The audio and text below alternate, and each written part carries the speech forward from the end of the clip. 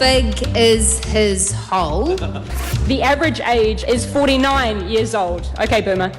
Young and the vibrant versus the old and the boring. Yes, welcome to another quick fire half-hour politics of the whip tonight. Do you trust the cops? Is there a trust deficit? And the politics of school lunches. Who would have thought over a year on we're still on about it, and has the most chilled out political coup in New Zealand just happened with me? We've got Guyon Espinor. No introduction needed for you, Guyon. Kia ora, nice to have you here. Thanks, Wallace. And looking forward to you being on Midday Report as well. Yeah, looking forward to it too. And we do have coming Patrick Gow. No introduction needed there as well, but it's been very gnarly, the weather in Auckland, so people have been late all over the place. But joining us in Wellington, we have former Green Party MP Sue Kedgely. Sue, great to have you here. Great to have you here, or great to be here, Yes. I should say, even though I feel a little bit out on a limb down here in Wellington. Well, you won't be with our discussion tonight, I tell you what, Sue. Now, as always, we have that one quick-fire question, and tonight our one political question is this. What is one piece of political memorabilia that you have tucked away at home? Could it be a Rob Muldoon piggy bank? Might it be a Values Party pen? Let us know, 2101. Someone says, I have a Winston Peters squeezable toy, not in great condition as my dog has been trying to get at it for years. Another one here, I have a 78 record. There's a swing to Labour, says Peter. So what's yours? That one piece of political memorabilia that is tucked away in your cupboard. Love to hear from you. 2101 is the place to get in touch with us. Now, firstly, the turmoil surrounding former Deputy Police Commissioner Jevon McSkimming continues to snowball, and now the focus is on internal culture of police. Former Commissioner Andrew Coster has quit as head of the Social Investment Agency, and the current Commissioner insists the issue goes no further than a few bad apples, Coster and his mates. But what is it really like inside police walls? What do you think on this, Guyon? We've talked about it before. So Costa's taken the fall. Was this an inevitable outcome? He said he could have done better. Well, he had to go from the Social Investment Agency, didn't he? There was no real way that he could continue there. But yet the point and the subject that you raise is probably the more interesting one, isn't it? About trust in the police. And I see their trust numbers aren't that good, are they? It was I think 69%, and that came out in that select committee scrutiny week, and they were hoping to get it to 80. But there's also been a worrying stream of corruption stories against our police. You'll see them quite regularly in the media. Often it's junior police, but as we saw with this issue, that those sorts of things went right to the top. And I do think that we do need to take a pretty hard look at this. And one of the things that does strike me too is the very short training period that we have for police in New Zealand. It's about 6 months. And I was looking today, because I have done a bit of work in this in the past, and if you go and look at the Scandinavian countries, I mean, Norway is a bit of an outlier here, but they train their police for 3 years. And they do things like ethics, and they study that sort of things as well. Germany's 2.5 years. So it is a very short, truncated period, and that can be a little bit worrying as well. So I do think that there are some more substantive issues that we need to look into. But before we go to Sue, we're also being asked to get police on the front line really fast. Well, that's right. I mean, so you make the promise, don't problem. you? That's right. You make the promise of 500 new police, and they're struggling to get them up there, and they are. Look, again, as the Commissioner said, I'm sure that there are most of them doing a great job for the right reasons. So I'm not knocking the police. No. But I do think it's a big call to say in 26 weeks that you're going to be, completely ready to be an officer dealing with some pretty tough circumstances. So I do think there's a lot to look at there. Let's pick up on that, Sue Kedgely. That's an angle that hasn't been explored as much, and that is the training period. When you think about it now, as Guyon says, that's short. That's quite a short time frame.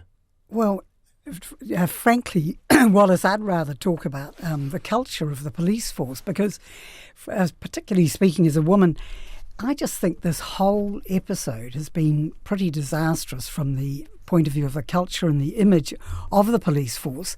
And when I think of the police now, I can't help having this sort of image in my mind of the man who was second in command of the police force, who almost made it to the top, sitting at his desk in his blue uniform, scrolling through thousands of images of pornography, bestiality, child sex, in the full knowledge that he was committing a criminal offence.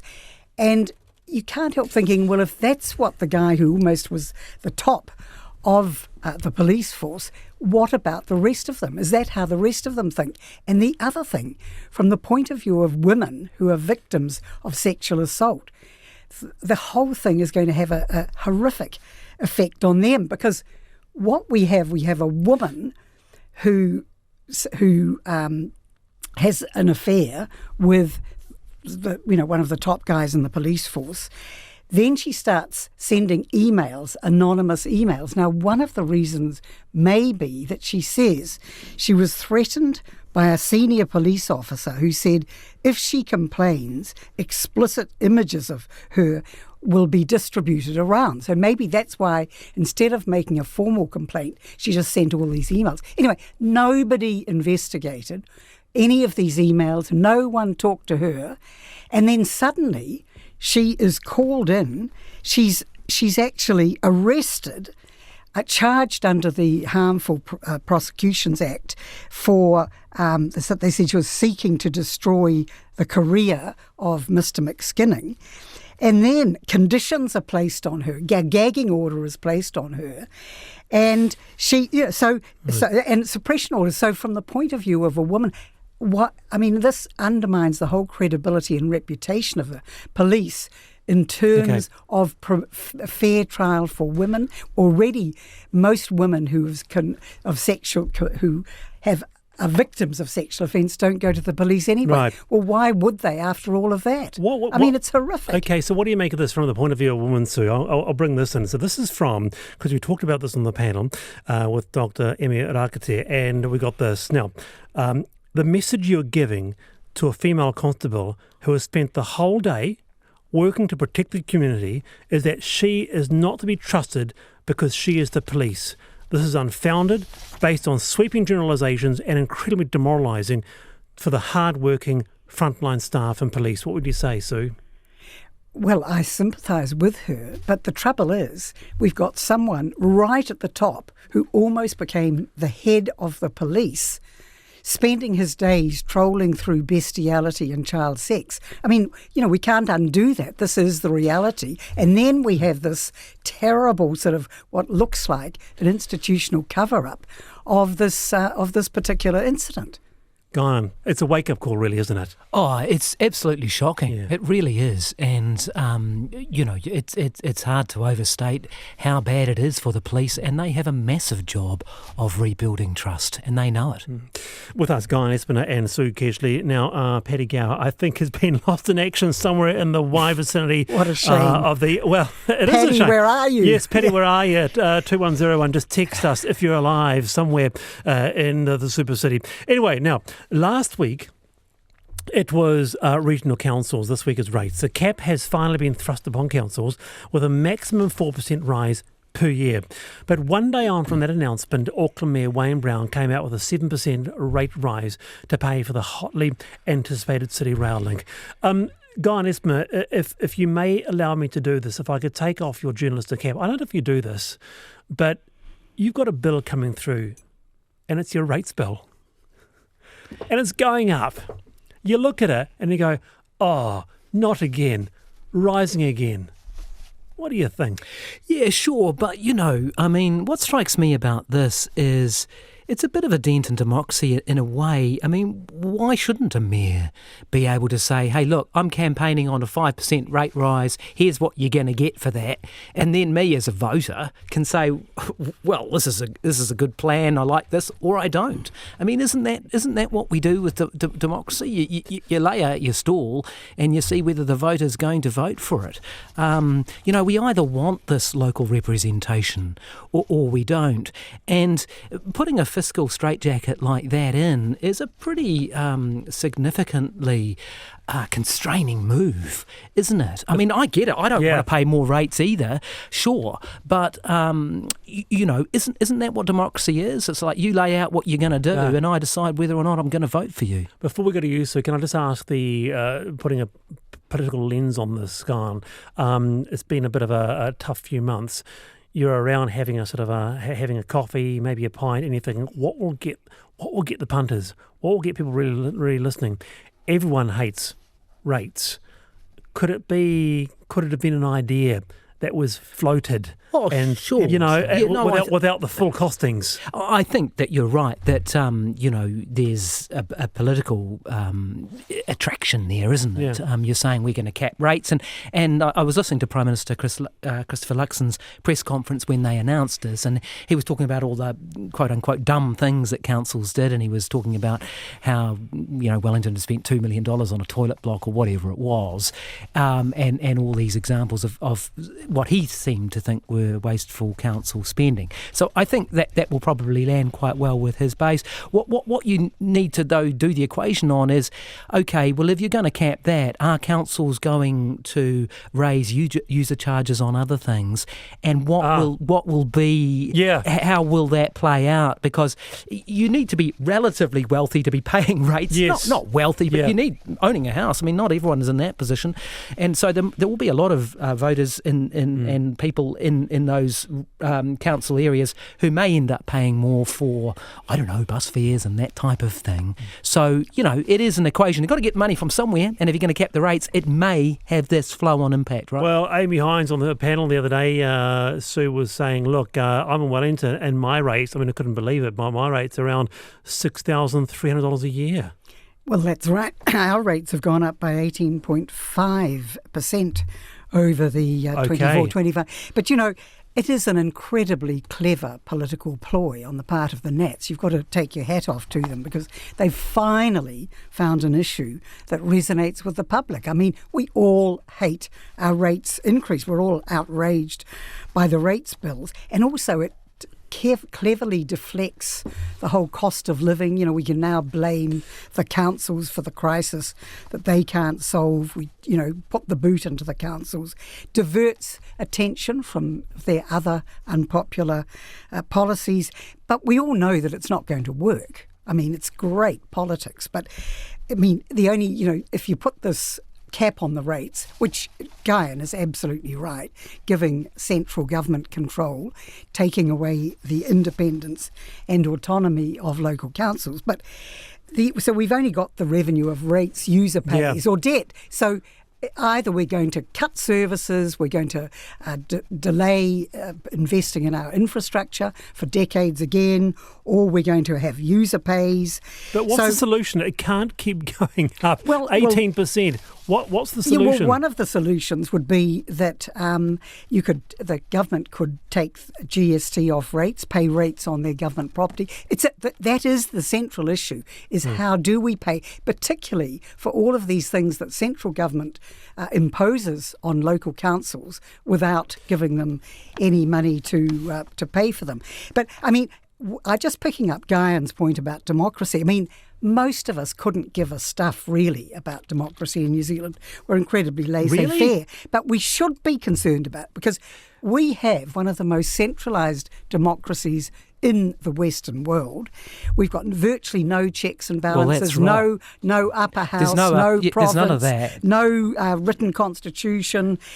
So now we're going to concentrate and centralise power even over the local councils, when basically this is giving sort of delegating, telling the councils what you'll spend, how much you can spend, taking away their independence and autonomy as well.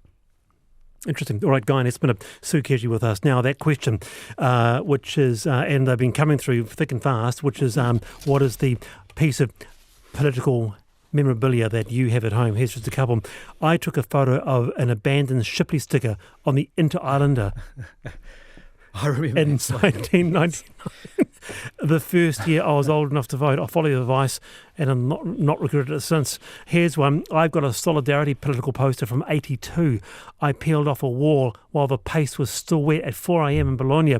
With us is Mike. Welcome, Mike. Good evening. How are you? Very well. Just clarification, it's Mike Moore, isn't it? Indeed. Well, Michael Moore. I've just Michael been Moore. re-elected. Just been re-elected onto the Capity Council, but I was in Parliament back in the mid-90s with the name of Michael Moore, or Mike as I was known. So the Honourable Mike Moore was there in those times too. I was working for Bolger. He was, of course, on the other side of the aisle, and we had the odd interaction. I remember one day, just quickly, where the security turned up in my office wanting to unwrap a parcel. It wasn't for me, of course. It was for the other Mike Moore. Amazing. Now, Mike, what is the one piece of memorabilia that you have at home? Well, I've got two, and I'll quickly... The first one I did mention to you is this beautiful bottle of Bellamy's Port, which was signed by Rob Muldoon, and he gave it to me after I took him down to the Toastmasters speaking convention, and he was our guest speaker, and he gifted me that. However, I do want to briefly mention another one, which I think is far more interesting, and it's a cartoon that Tom Scott authored and did of infamous David Farrar and myself when we sent a naughty fax out back in the 90s about Michael Laws. And Jim Bolger's standing there saying, you're the young nats that sent this press release out about Michael Laws, and we're saying we're sorry. And Jim's looking back at us in this Tom Scott cartoon saying, you're sorry? It's extraordinary. That's my two pieces of political memorabilia. That would be worth a bit on the open market in a few years' time, Guyon. A bottle of port signed by Rob Muldoon, maybe. Yeah, indeed. Maybe. I've got a political memorabilia story. I don't know if you remember, but Winston Peters was asked whether he got any money from Owen Glenn, and he held up the sign which said no. And there was a big argy-bargy press conference. I was working for TV1 at the time. And at the end of the press conference, he slid it across the table. And so I took it and I used it on the news that night. And I took it home and we had it for quite a while. And then we auctioned it off and sold it for about $10,000 to raise money for Christchurch earthquake. You're kidding me? Yeah, sold it at the Backbencher. I don't think you were hosting Backbenchers at that point, but there was some function at the Backbencher. We sold it for just over $10,000 and the money went to the Christchurch rebuild. So that is extraordinary. But that was the piece of memorabilia I had, but I don't have it anymore. Some businessman bought it. I've always wondered what happened to that no sign. Yeah, well, I've wondered for years, and now I know. Close the circle on it. Good on you, Mike. Hey, Mike, thanks for joining us. Sue, before you go, have you got any one piece of special memorabilia that you'd like to share? Loads of them, but one I think is quite amusing. I put an official information request into the Minister of Health, Annette King, about what this Trans-Tasman Food Safety Authority was going to look like, which I thought as a Green MP I was entitled to know. And I got back 38 pages, which had been carefully whited out, 38 pages of all blanked out. So they'd responded to my request, but with complete blanks. And I've always sort of... I haven't been able to throw it away. I've always enjoyed that, but lots of other ones as well. Yeah, I bet. All right, Sue, Kedgely, Guyon Espinor with me on tonight's Whip, Loving Your Company. A really great response. Thank you for that. 2101. Now, the politics of the school lunch have been playing out yet again this week after mouldy rancid mince and veggies were served to kids at a Christchurch school. These are some of the reactions we've heard on the panel. It's quite horrific, very crunchy once you get past the gag factor on it. A little bit like dog kibble with some softness thrown in. Food doesn't go mouldy overnight. Food takes a long time to go mouldy. So this is food that was allowed to go mouldy, obviously not stored very well, and then given to children to eat. These are children that really need our help. And here we are with a government that thinks that just if they're desperate enough, then they'll eat anything that's given to them. Now, there are still question marks over whose fault it was, the supplier or the school, but it hasn't stopped the public stoush between its principal, Peggy Burrows, and Associate Education Minister David Seymour. Who would have thought, Guyon Espinor, that a year and a bit on, school lunches would still be at the top of the political agenda? It's that issue that just hasn't seemed to have gone away, whose ever fault it is. Yeah, I mean, governments of all stripes have at times wanted to cut back expenditure, and that, and people have their own views about, whether that's a good idea or not. But there are areas where when you're sitting around thinking, we'll cut this, that you could imagine political advisors and political strategists going, I can just see the avalanche of bad headlines if this goes bad and this goes wrong. And I would have thought that when you're looking to save money, that doing it from cutting a school lunch program is, no matter what you think about the moral, ethical authority, whose responsibility it is to feed children, that people have their own views on that. But I don't think you'd need to be a political Svengali to work out that if you're going to cut this back significantly, that you might be buying yourself a lot of bad headlines. I don't know whose fault this one is, but I do know that politically it's not surprising to me that there has been an avalanche of bad headlines because of these changes that they've made. Politically, Sue Kedgely, what do you think would make it go away? A mea culpa saying, look, in this instance, whose ever fault it is, and it's sort of a bit of a he said, she said, go back to the localisation of the school lunch. Exactly. So, I mean, it doesn't surprise me that this happened, because we've got this bizarre situation where Compass, this giant global company Compass, is making all the school lunches centrally in a place in Hamilton, and then they're all being sort of trucked all over New Zealand. I presume it's trucked I don't know how they get to the South Island here. And then they have 26 distribution systems, and then the distribution systems and then send them off to the schools. Somewhere in this long chain, very easy for something like this to happen when you've got this long supply chain. What we should be doing is having them made locally by local schools, providing local employment. I'm glad to say that I see Compass is not getting is not in line to make them next year, and they are reverting to giving the contracts to different, I think 19 different companies around the regions. Thank heavens for that. Let's make them locally, let's get away from this sort of centralised Compass type food in the attempt to save a few dollars. Or are we doing a bit of a beat up whenever the odd bad meal comes through, Sue Kedgely? We place a lens, a magnifying glass on it, and yet many kids, tens of thousands of lunches are produced each day, and actually it's okay. Well, certainly it's true that most food is not contaminated, and you'd hope that was true. But a lot of it is also because of the way they do it and the preheating process. It's all heated up, we've mentioned this before, in these plastic containers, and that's yet another problem with these school lunches. No, what we want is fresh, locally produced food, which would provide local employment. All right, very good. All right, Sue Kedgely, Guyon Espinor, thanks for your company this evening, 5 away from 8. Now, let's go international on this, because I found this quite interesting. If Europe wants to fight with us, we are ready now. Ominous words from Russian President Vladimir Putin. And he met with US envoy Steve Witkoff and Donald Trump's son-in-law and advisor Jared Kushner over Europe's peace deal to end the war in Ukraine. Now, before that meeting, Putin said that Europe had to make a peace deal, or they were scuppering his talks with the US. He is ready for war, apparently, with Europe. I mean, what do you make of the sentiment, Guyon? I was talking with a friend of mine who went back to Norway, and he said something unique happened. My grandparents live 2 kilometres away from the gas pipeline. Never been an issue. Went back there last week. Helicopters buzzing, men in camo with guns all over the place. It's a concerning situation. Oh, it's a deeply concerning situation. I think it's probably a bit of sabre rattling from Putin there. I see that those talks have not really garnered and made any traction. Putin seems unwilling to back off any of those territorial gains that he claims to have made on the battlefield. He thinks that he has the momentum, so it doesn't really look like they're making a lot of progress there. But yes, highly worrying and concerning comments from a very aggressive leader.